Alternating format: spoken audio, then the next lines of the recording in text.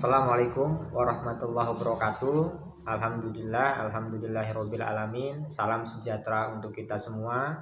Semoga kita semua selalu diberikan kesehatan dimanapun kita berada.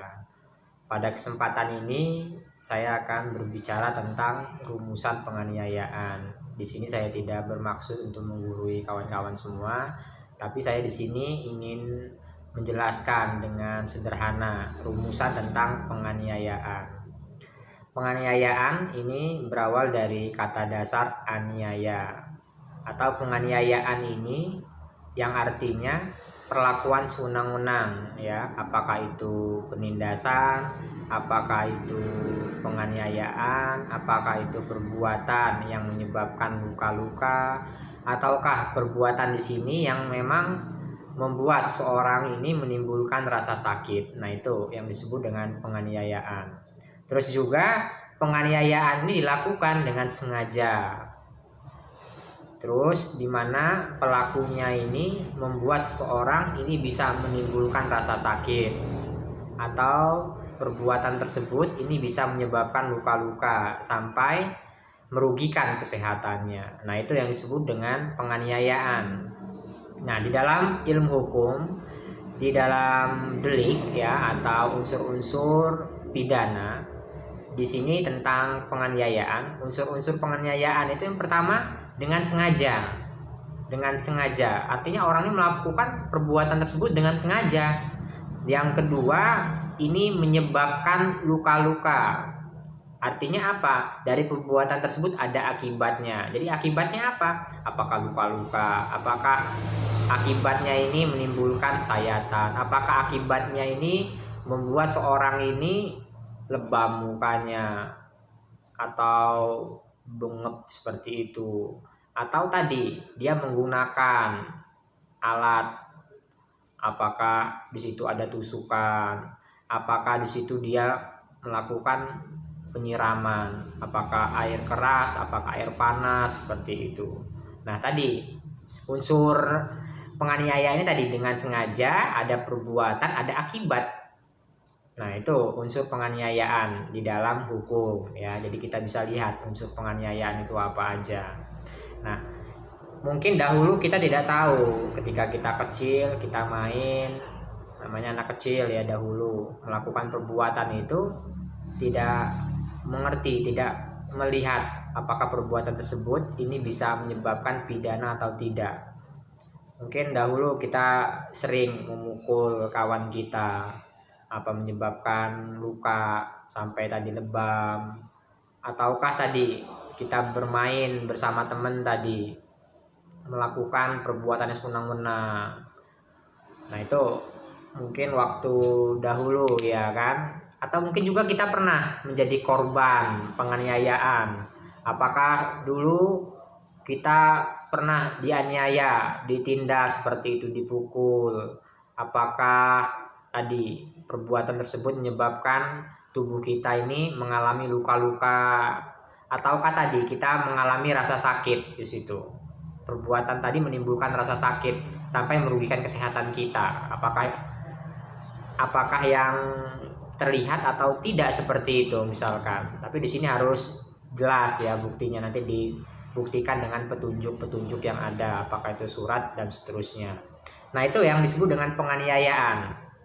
Jadi penganiayaan sendiri ini diatur di dalam pasal 351 sampai dengan 356 di dalam KUHP atau Wetboek Strafrecht. Jadi penganiayaan sendiri di dalam pasal 351 ini sangat sederhana.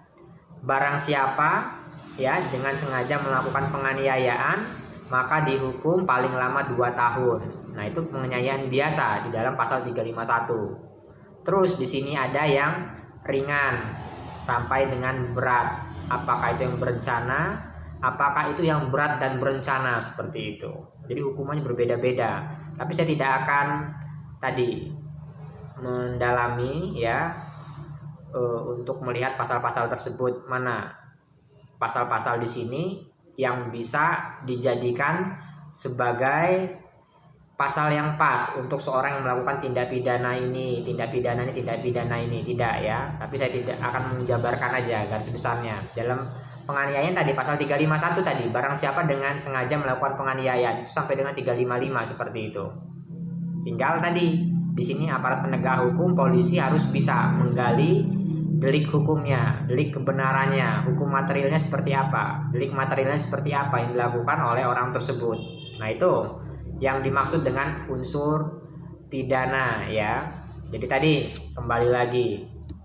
Jadi barang siapa dengan sengaja melakukan perbuatan ya yang disitu mengakibatkan seorang mengalami atau menimbulkan rasa sakit, luka-luka sampai menimbulkan kesehatannya ini terganggu, nah ini bisa masuk dalam unsur penganiayaan. Tapi tadi nggak segampang itu, oh saya dianiaya, saya dipukul dan seterusnya, hanya berbicara aja, tidak, tapi harus dibuktikan juga dengan visum et repertum. Artinya apa? Ketika seorang mengalami penganiayaan, maka dia harus cepat-cepat untuk visum, minta keterangan dari dokter bahwa dia mengalami penganiayaan. Nanti dilihat dari hasil visumnya tersebut, apakah ini luka ringan, apakah ini luka berat, diantaranya tadi mungkin ada lebam di situ, ada penusukan, ada hal-hal yang memang di situ yang bisa mengetahui secara spesifik, yaitu orang yang memiliki kompetensi atau dokter seperti itu. Nanti di visum et repertumnya tadi. Nah, jadi tadi sudah cukup orang misalkan mendapatkan penganiayaan atau penindasan atau perlakuan sewenang-wenang ketika dia sudah bisa dibuktikan dengan visum et repertum atau ditambah dengan ada saksi. Nah, ini sudah cukup untuk menjadikan seorang pelaku tersebut ini menjadi tersangka sampai terdakwa sampai dengan terpidana. Ini di dalam pasal 184 KUHP alat bukti itu ada 5. Yang pertama ada keterangan saksi, keterangan ahli, ada surat, ada petunjuk dan keterangan terdakwa. Jadi pertama keterangan korban. Ya. Yang kedua ada visum et repertum. Yang ketiga ada saksi yang melihat misalkan di situ. Ini biar kuat seperti itu ya, untuk membuat seorang ini bisa dipidana atau tidaknya. Jadi tadi ini bisa menjadi alat bukti tadi. Nanti ditindaklanjuti dengan pihak yang berwenang bagaimana seterusnya. Visum et repertum ini sangat penting untuk menjadi alat bukti bagi penegak hukum. Nah, tadi saya bilang di awal, itu yang dimaksud dengan penganiayaan. Membuat seorang ini luka-luka, membuat seorang ini menimbulkan rasa sakit sampai merugikan kesehatannya.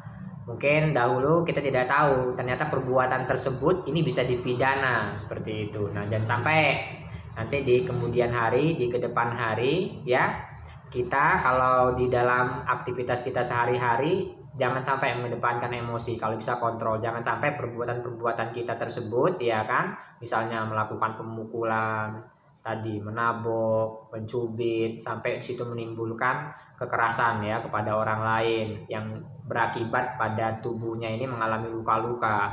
Nah, ternyata bisa tadi dilaporkan tentang pasal penganiayaan. Di sini saya tidak kemana-mana. Pasal 351 sampai 356 tentang penganiayaan ya, khusus penganiayaan. Penganiayaan tadi perlakuan seorang yang sewenang-wenang ya, yang mengakibatkan seorang ini luka-luka seperti itu. Nah, ini dalam arti sempitnya dulu seperti itu, tentang penganiayaan aja. Jadi seorang ini bisa dilaporkan. Oke. Jadi itu rumusan tentang penganiayaan. Jadi mungkin bisa ditangkap ya dengan sederhana, penganiayaan itu apa aja, unsur penganiayaan, terus pasal di dalam KUHP. Nah, mungkin itu yang bisa saya sampaikan.